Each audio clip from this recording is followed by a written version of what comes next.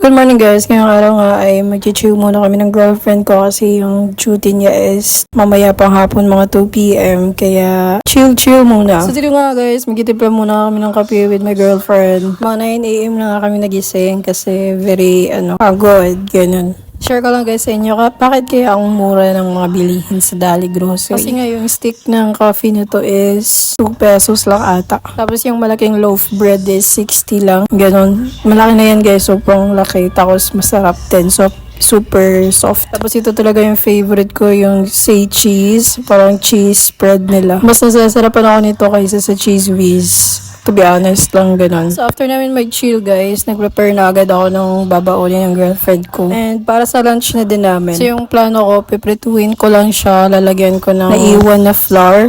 Templado na flour last time. Tapos, i-prepare na lang din namin ng salted egg. From Dali Grocery din. Mga lang to 14 pesos lang din to. So, dito si girlfriend na yung nag-prepare ng salted egg. I-mix lang namin yan with kamatis. Kamatis na hindi medyo hinog. So, piprituin ko na ngayong isda na na-coat na sa flour. Ito nga pala yung bangus na ginawa naming paksiw last time. Kung nakapanood kayo ng last video. Yung bangus na to is galing din sa Dali Grocery. Yung marinated bangus, ganun. Binaligtad ko na nga guys, baka masunog pa. Pero hindi naman masyadong malakas yung apoy natin. Kasi pag nakakoat ng floor, parang mabilis lang talaga matutong or masunog, diba? So okay na to guys, hahanguin ko na, baka ano pang mangyari. Kainin na guys, after maluto, nag-prepare na agad for eating time. May all-purpose sauce kami dito, pero parang Mang Tomas lang to, parang ginaya lang nung Dali Grocery. So kumuha na nga ako dito ng ulo ng naiwang paksiw namin. Hindi ko na kasi sinamang pagprito yung ulo eh. Next, kuha tayo ng pritong isda. Tapos more salted egg.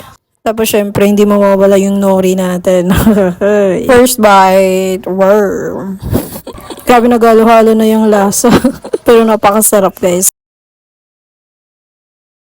Here's another bite guys. So yun lang guys for today's kain serye. Kainin na natin yung last piece ng fish natin.